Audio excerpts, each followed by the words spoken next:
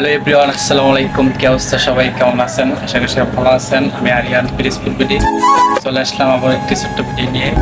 হয়তো আজকে এই শেষ যাত্রা ট্রেনে, কারণ রিয়াদি শুধু ট্রেন আছে, মেট্রো রিয়াদের বাইরে নাই।